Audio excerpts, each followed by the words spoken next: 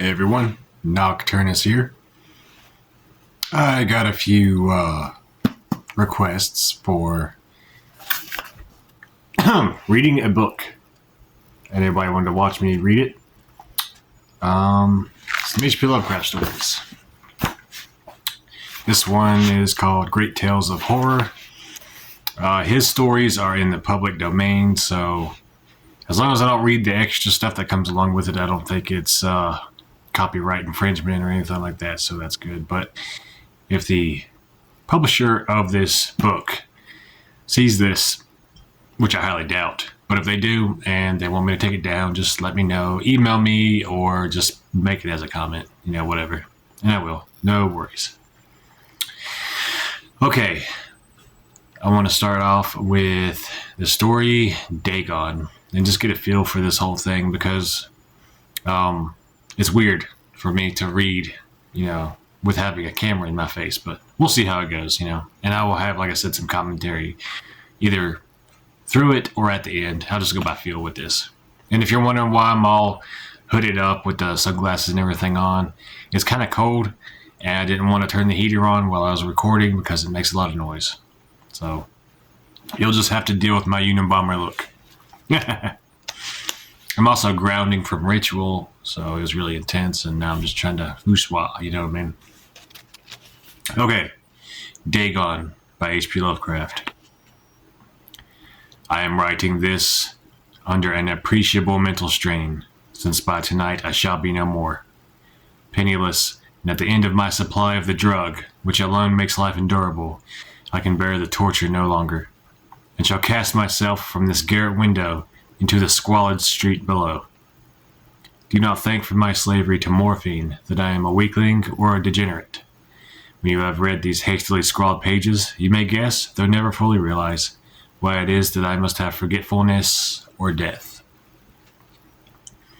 It was in one of the most open and least frequented parts of the broad Pacific that the packet of which I was supercargo fell a victim to the German sea raider.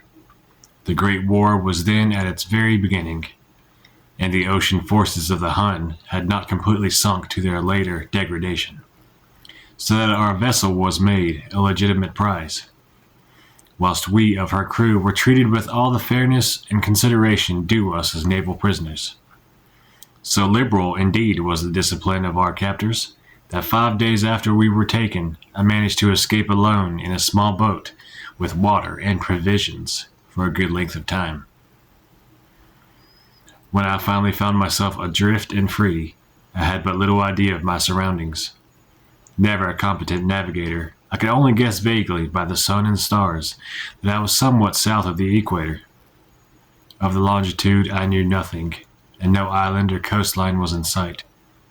The weather kept fair, and for uncountable days I drifted aimlessly beneath the scorching sun, waiting either for some passing ship or to be cast on the shores of some habitable land. But neither ship nor land appeared, and I began to despair in my solitude upon the heaving vastness of unbroken blue. The change happened while I slept.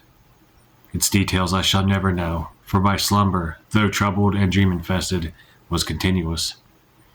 When at last I awaked, it was to discover myself half sucked into a slimy expanse of hellish black mire, which extended about me in monotonous undulations as far as I could see, and in which my boat lay grounded some distance away.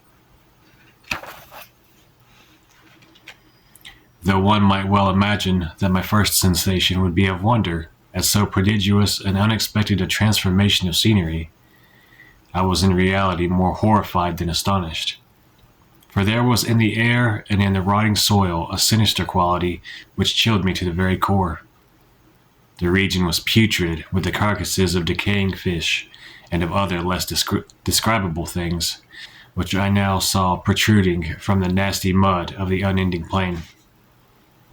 Perhaps I should not hope to convey in mere words the unutterable hideousness that can dwell in absolute silence and barren immensity. There was nothing within hearing, and nothing in sight save a vast reach of black slime. Yet the very completeness of the stillness and the homogeneity of the landscape oppressed me with a nauseating fear. The sun was blazing down from a sky which seemed to me almost black in its cloudless cruelty, as though reflecting the inky marsh beneath my feet. As I crawled into the stranded boat, I realized that the only one theory that could explain my position was through some unprecedented volcanic upheaval.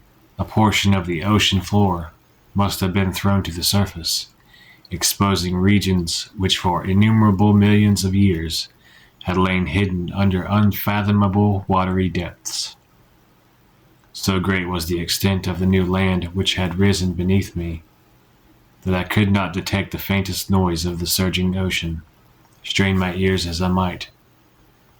Nor were there any seafowl to prey upon the dead things. For several hours I sat thinking or brooding in the boat, which lay upon its side and afforded a slight shade as the sun moved across the heavens. As the day progressed, the ground lost some of its stickiness and seemed likely to dry sufficiently for traveling purposes in a short time. That night I slept but little, and the next day I made for myself a pack containing food and water, preparatory to an overland journey in search of the vanished sea and possible rescue. On the third morning, I found the soil dry enough to walk upon with ease. The odor of the fish was maddening, but I was too much concerned with the graver things to mind so slight an evil, and set out boldly for an unknown goal. All day I forged steadily westward, guided by a faraway hummock which rose higher than any other elevation on the rolling desert. That night I encamped, and on the following day still traveled towards the hummock, though that object seemed scarcely nearer than when I had first espied it. By the fourth evening I attained the base of the mound, which turned out to be much higher than it had appeared from a distance, an intervening valley setting it out in sharper relief from the general surface. Too weary to ascend, I slept in the shadow of the hill. I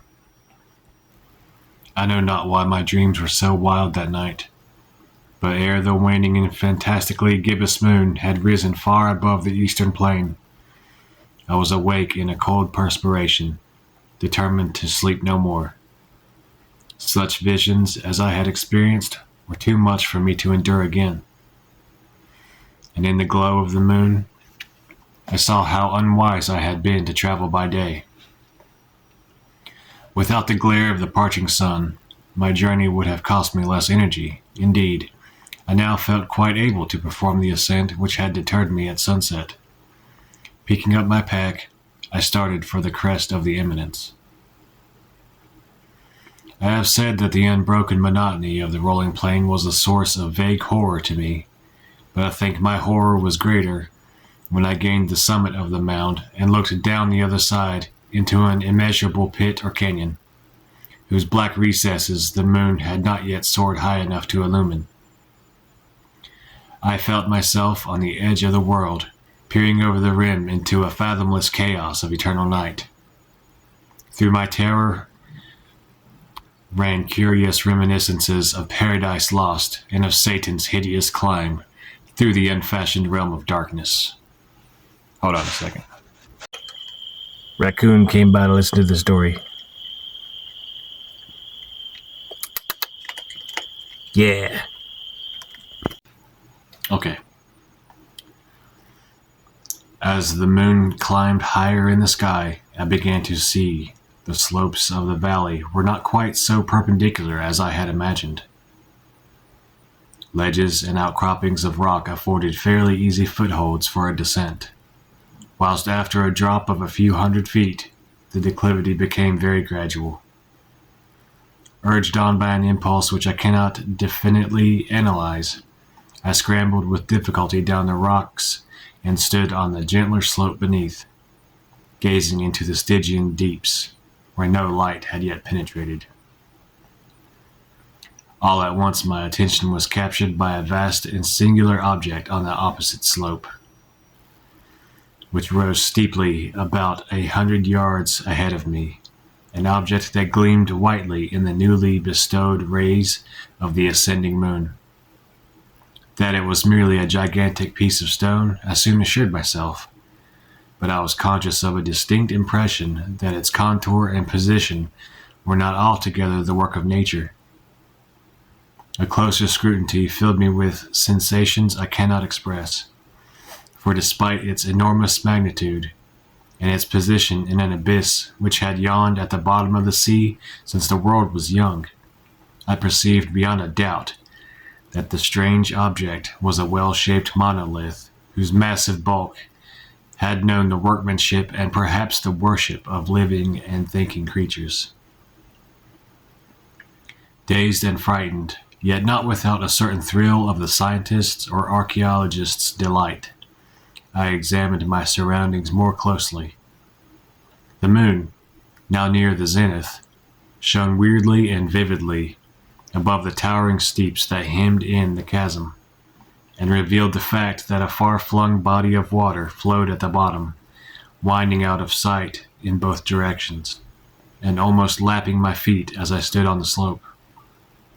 Across the chasm, the wavelets washed the base of the cyclopean monolith, on whose surface I could now trace both inscriptions and crude sculptures. The writing was in a system of hieroglyphics unknown to me, and unlike anything I had ever seen in books, consisting for the most part of conventionalized aquatic symbols such as fishes, eels, octopi, crustaceans, mollusks, whales, and the like. Several characters obviously represented marine things which are unknown to the modern world, but whose decomposing forms I had observed on the ocean-risen plain. It was the pictorial carving, however, that did most to hold me spellbound. Plainly visible across the intervening water, on account of their enormous size, were an array of bas-reliefs, whose subjects would have excited the envy of a Doré. I think that these things were supposed to depict men, at least a certain sort of men, though the creatures were shown disporting like fishes in the waters of some marine grotto, or paying homage at some monolithic shrine which appeared to be under the waves as well. Of their faces and forms I dare not speak in detail, for the mere remembrance makes me grow faint. Grotesque beyond the imagination of a Poe or a Bulwer, they were damnably human in general outline despite webbed hands and feet, shockingly wide and flabby lips, glassy, bulging eyes, and other features less pleasant to recall. Curiously enough, they seemed to have been chiseled badly out of proportion with their scenic background, for one of the creatures was shown in the act of killing a whale, represented as but little larger than himself. I remarked, as I say, their grotesqueness and strange size, but in a moment decided that they were merely the imaginary gods of some primitive fishing or seafaring tribe, some tribe whose last descendant had perished eras before the first ancestor of the Piltdown or Neanderthal men was born. Awestruck at this unexpected glimpse into a past beyond the conception of the most daring anthropologist, I stood musing while the moon cast queer reflections on the silent channel before me. Then suddenly, I saw it. With only a slight churning to mark its rise to the surface, the thing slid into view above the dark waters. Vast, Polyphemus-like, and loathsome, it darted like a stupendous monster of nightmares to the monolith, about which it flung its gigantic scaly arms, the while it bowed its hideous head and gave vent to certain measured sounds. I think I went mad then. Of my frantic ascent of the slope and cliff, and of my delirious journey back to the stranded boat, I remember little. I believe I sang a great deal, and laughed oddly when I was unable to sink. I have indistinct recollections of a great storm some time after I reached the boat, At any rate, I know that I heard peals of thunder and other tones which nature utters only in her wildest moods. When I came out of the shadows, I was in a San Francisco hospital, brought thither by the captain of the American ship which had picked up my boat in mid-ocean.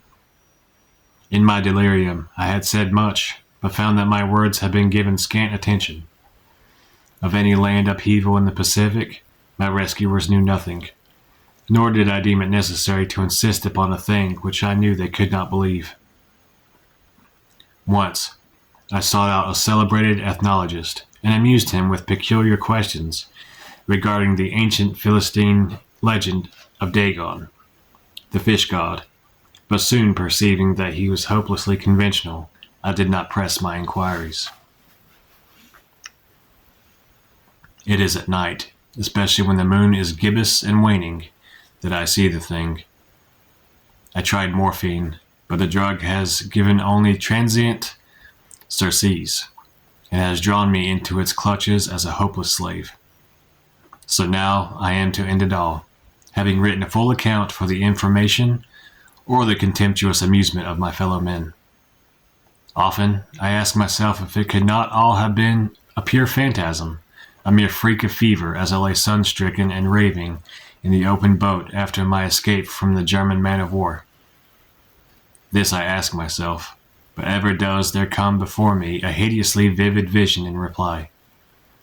I cannot think of the deep sea without shuddering at the nameless things that may at this very moment be crawling and floundering on its slimy bed, worshipping their ancient stone idols, and carving their own detestable likeness on submarine obelisks of water-soaked granite.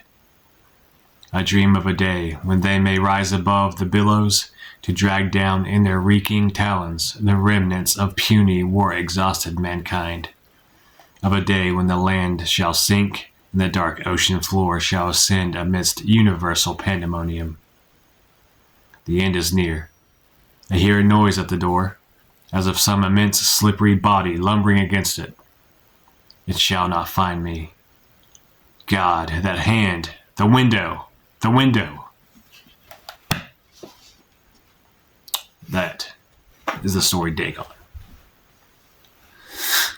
What can I say? Very, very creepy. When I first read that, I was like, okay, what's going to happen, you know? Because I had read about the, I think he was actually originally Canaanite god Dagon. And I've even done rituals to that being. And when I read that story, I was like, that would really suck to be stuck on some random location and you don't know if you're dreaming or you're awake and you end up seeing something like that. What do y'all think? Have y'all ever had any crazy dreams like that? Or have you ever worked with Dagon, the fish god? Also, what do you think about this new, I guess you could say mini-series that I'm doing, just reading for my subscribers? Let me know in the comments. Like, subscribe, share.